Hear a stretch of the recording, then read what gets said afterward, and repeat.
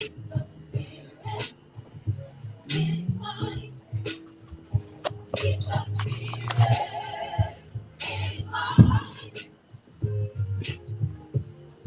to the Spirit in Mind broadcast with your hosts, Bishop C. Guy Robinson and Dr. Jonathan Shepard, where we explore faith and mental health perspectives on current affairs.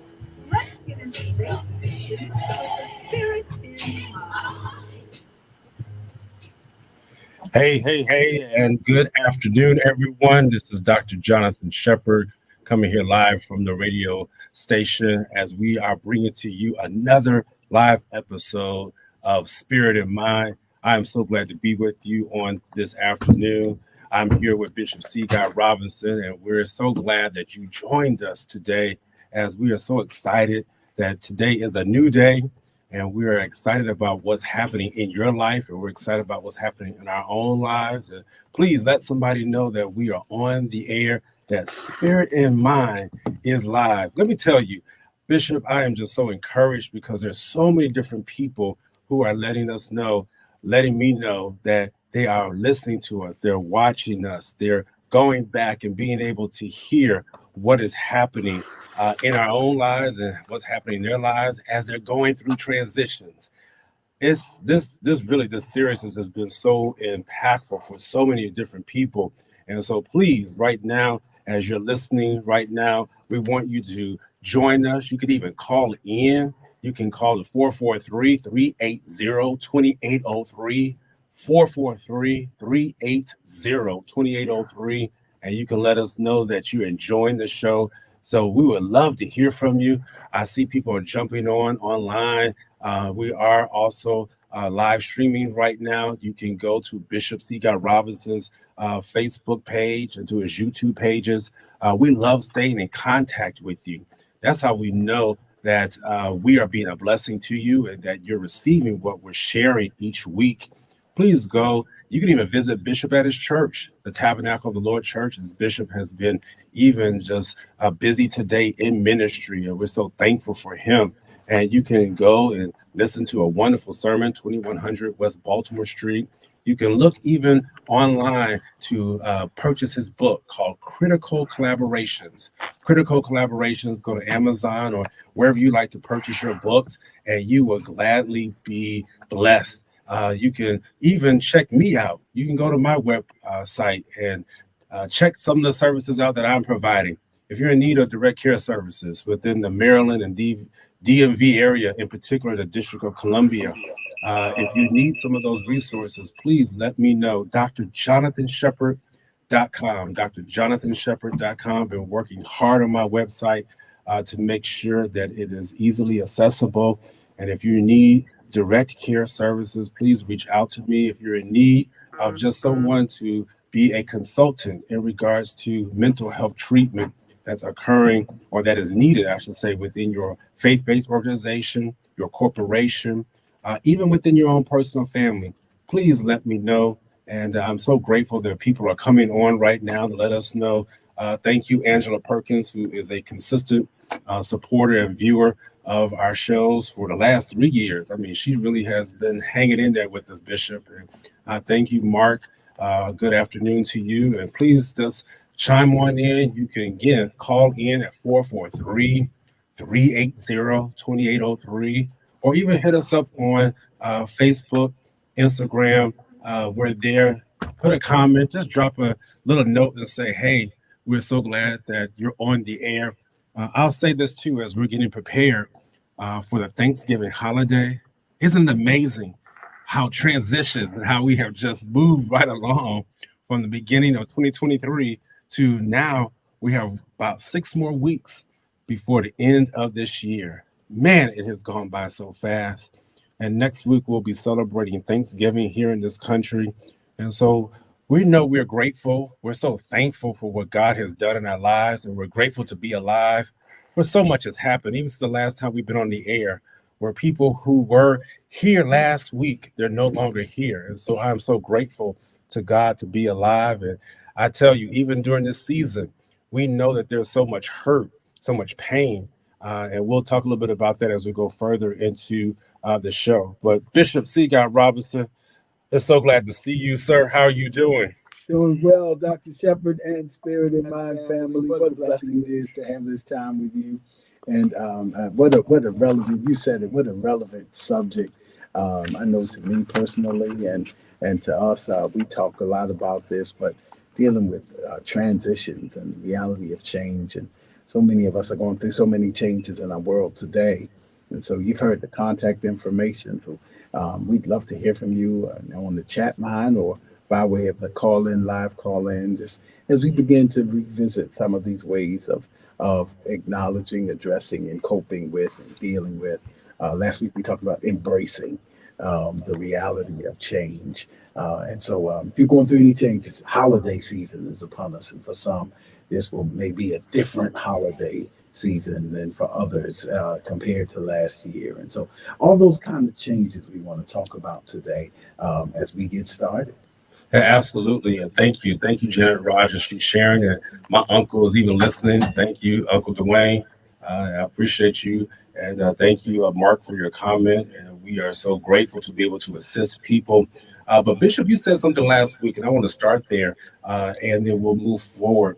But you mentioned about betrayal and bereavement, that those two issues is what tends to rise up during this period of time, betrayal and bereavement. And I don't know if you want to start with some of that today, and just let's just speak to our audience about how do we manage through those betrayal and bereavement as we are preparing for the Thanksgiving holiday next week, and then Christmas and other holidays, Kwanzaa and other things that we do with our family.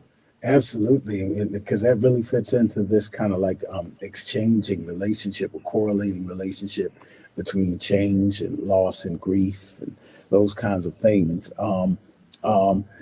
Study done just during the pandemic about some of the top forms of trauma that the body of Christ, that particularly should be mindful and looking out for in terms of having trauma-informed ministry. And so at that list was bereavement. At the top of those lists included bereavement and betrayal, both of which, involve attachments and relationships. Betrayal, of course, requires some requisite of what was presumed to be friendship or relationship, and persons who felt that relationships had turned for the worse, or persons had betrayed their trust. And so that certainly is a form of transition in life, because then that changes the nature of that relationship, changes the dynamics in that relationship.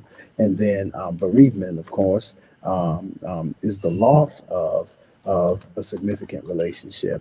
And so, and I might add, that may not just be between that betrayal and bereavement may not just be interpersonal. It may not just be between like me and the significant other, but it may be, some people felt betrayed by institutions. Wow. Or situations that let us down, jobs that disappointed us. So betrayal can happen in several different contexts, and so can loss. The loss. We don't just grieve the loss of people, but I was just reading some research today that change and grief are inextricably connected. Change, because where there's change, there's some form of loss, even when there's change for the better. Yes. So this change can be celebratory, or and yet we, feel the loss at the same time, which is exactly why we cry at graduations and feel some kind of way at promotions. You have the going away party at your own job and you're celebrating, but at the same time, you're feeling some change. So these are forms of transition, and in some cases trauma that that occur and we experience them somewhere on the continuum of distress even. And so they're the kind of things we want to talk about today. Absolutely. And, Bishop, I can just even say, and thank you, Sandra McCray, for joining us. I can even just say for my own family, we have actually experienced death and bereavement during the holidays. I've had my grandmother, my father's mother, who died in 2019, actually the day after my birthday on the 19th of December. And then I've had an aunt and uncle both die within weeks of Thanksgiving. And so those things are so impactful. And I can imagine that even there's somebody today who's saying, wow, my parent was here last year and they're no longer here. My grandparent was here, or my spouse was here last year and they're no longer here. And we just want you to know that we are with you. This transition is not easy. And you've heard us talk about that, about how transitions are not easy. And we just want to let you know that we're supporting you throughout this time. This really is a time where you need to know that you are cared about, that you are loved. Spirit of Mind is here to help provide that strength, that nourishment for you. We want you to make sure you tap into your spiritual leaders. If you are associated with mental health clinicians, make sure you are calling them. I know some of you all tend to take a step back during this time, but this is not a time to take a step back. It's not a time to take a vacation from those things that feed your spirit, that feed your mental health, because this is what's going to help sustain you as you go through these transitions. Bishop, there's a book that I'm reading. I alluded to it and maybe even mentioned some of it last week, but it's called Atomic Habits, Hmm. and by James Clear. And it's been really important for me to be reading that at this time because it talks about transitions and how to make uh, uh, desirable habits more uh, consistent. So a lot of us we desire to have good habits. And this book might be something we may need to really look at the beginning of the year because so many of us have so many different goals and objectives. You know, we want to lose that weight and we want to drop this person, drop that thing, or add this thing, whatever it is. And so, oh yeah, and thank you, my uncle. He reminded me that our grandfather actually died the day after Thanksgiving. That is true. That is very true. I forgot about that. That was a tough Thanksgiving that year. Thank you, Uncle. And but I was reading the book, and the phrase really stuck with me. Called well, of course, the book is called Atomic Habits, but the phrase is tiny changes, remarkable results. Right. And that's what I'm really holding on to for this upcoming year. Tiny changes, but remarkable results. And how does that apply to transitions? As you're moving through the transitions that we've talked about, how we have mentioned about the need for changing your circle of influence and how that may shift for you. We also talked about how we may need to change our defaults, our automatic ways of handling things or handling people. And this book has really helped me because when you're looking to do massive changes or go through transitions, you need to understand there is a way in which you can approach that. There's a way in which you can be guided through that. Because so many people get discouraged, especially as they're going through a transition and say, man, I tried it one time, I tried it 10 times, and it didn't work, and we just throw it away. I don't want us to do that. I want us to make sure that we're making the tiny changes and seeing the remarkable results. There's this thing, and I'm going to stop right here. It's called the aggregation of marginal gains. Man, that thing is powerful. The aggregation of marginal gains. So what it does, it looks at just those little small wins, those little small changes, and that as you do that, they accumulate. And as they accumulate, you start to see the transition. You start to see yourself moving from that familiar zone into that growth zone. And how do you do that, Dr. Shepherd? So, what does that mean, the aggregation of marginal gains? It means that you find a 1% gain. You look at yourself by improving by 1% and getting better by 1% each day. Absolutely. Man, I was like, okay, I think I can do that. That means I look to see what can I do better just by 1% each day. Bishop, that thing was so powerful to me because as I was reading and listening to the book this past week, I said, this is what we need to stress even this week on the show. For people who've been listening, they've been saying, yeah, I'm with you all, but I still kind of struggling with the transitions. But this is how you do it, the aggregation of marginal gains, the 1% better each day for 1 year. Absolutely, absolutely. And it's aggregation of small gains. I love that phrase. And for those like, what is that? It just means, a little adds up. Basically, as we say, make these little changes for the better. If it's, waking up 15 minutes earlier to have a moment of devotional time, small 15 minutes. Well, what does that do? Well, over time, it can add up. It is, and the book provides scientific data for that. So it is the scientific, evidence-based version of the wisdom of the hymn writer. Each victory will help you, some others to win, is what the hymn Oh, writer wow. said. Come on here. So for those Wow. who need it in church terms, Uh-huh. so there's nothing wrong with that. Right. So it just means celebrate small wins, as the prophet said, despise not the day of small beginnings. Because if those small beginnings become habitual, it accumulates, it adds up over time. And so just those small changes, and that can be so helpful because so many times, particularly those of us who may be visionaries, God gives us vision and he gives us the macro picture, and you see the big deal. He gives us the headlines, and then you have to go back and work the details. And sometimes we get frustrated because we don't see the manifestation of what we envisioned the very next day. But the scriptures say the vision is for an appointed time. And so in the end, it will speak. Wow. And so between the revelation of the vision and the manifestation, you can work the aggregation of small gains. Yes, sir. One at a time. So I just a long way to say, don't give up, stay in the process and keep working it, because those small things occur over time. And I'll quit with this. I'm reminded of, Joseph. Joseph was a dreamer. Mhm. So Joseph saw himself really in the ruler position from the first day. That's the dream he shared. Right. He saw the dream. The dream didn't contain the pit. It didn't contain the palace. It didn't contain the betrayal of his brothers or the bereavement of separation. But all of that is part of the process. Because it kept saying, but the Lord was with him. That's the little aggregation. But the Lord was with him. He's in a pit, but the Lord was with him. He's in prison, but the Lord was with him.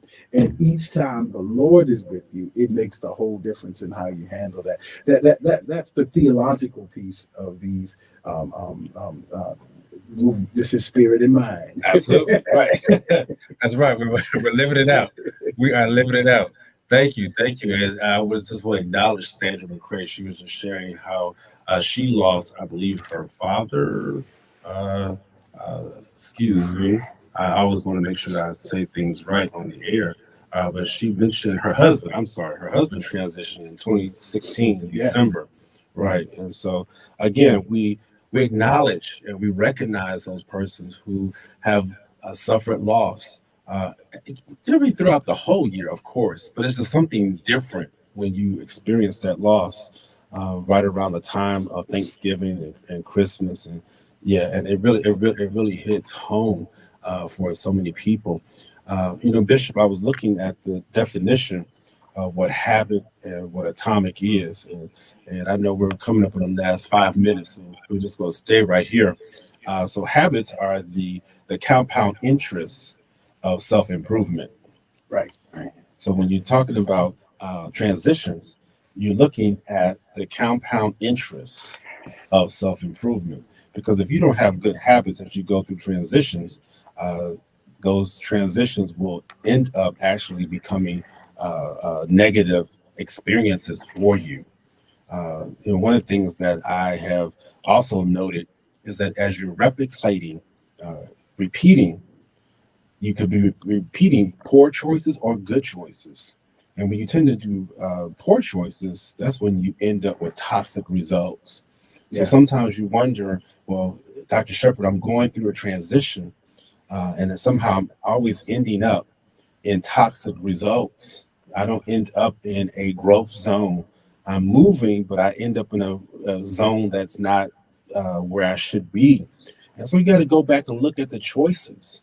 Make sure that we're replicating good choices, appropriate choices, so that you don't end up with these toxic results.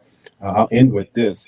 one of the things that the book illustrates is that a plane could take off from LAX, that's Los Angeles, and the same plane can just take off, but just a 3-degree shift of its nose will change the direction of that plane.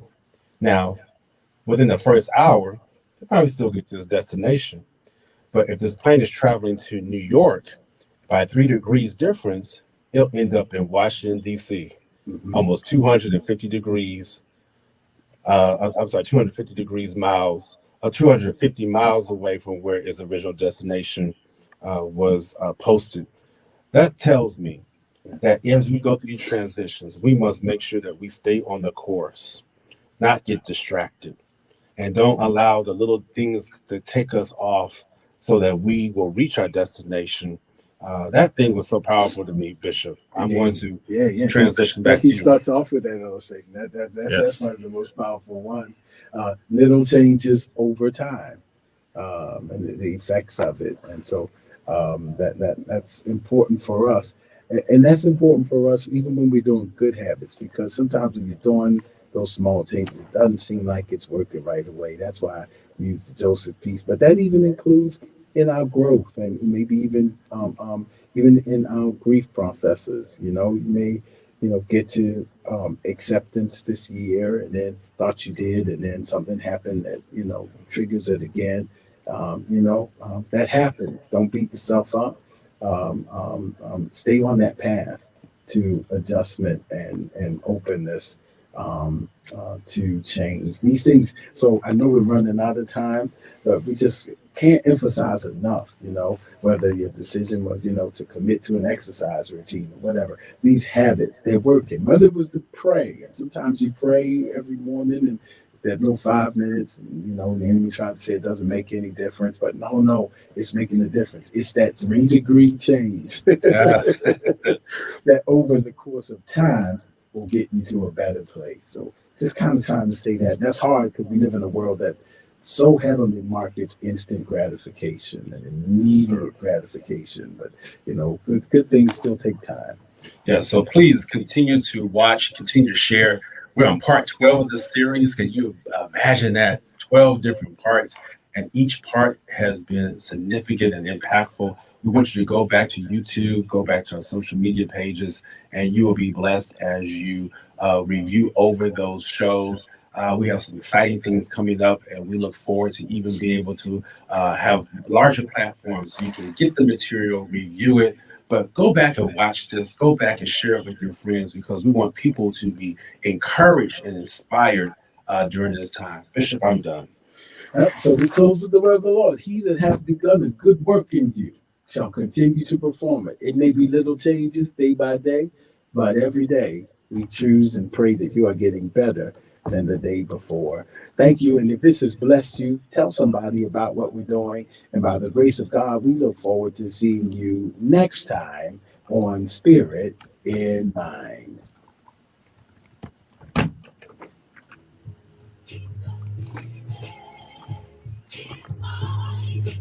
Don't forget to follow us on social media.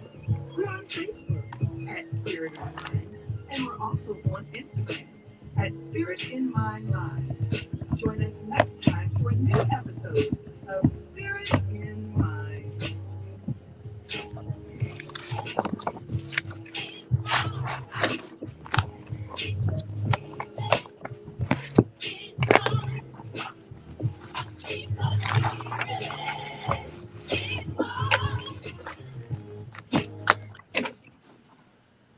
From the coronavirus to the latest on any government updates, Praise 106.1 is committed to giving you the I can't latest play now. information What you the need look today. play, Bishop?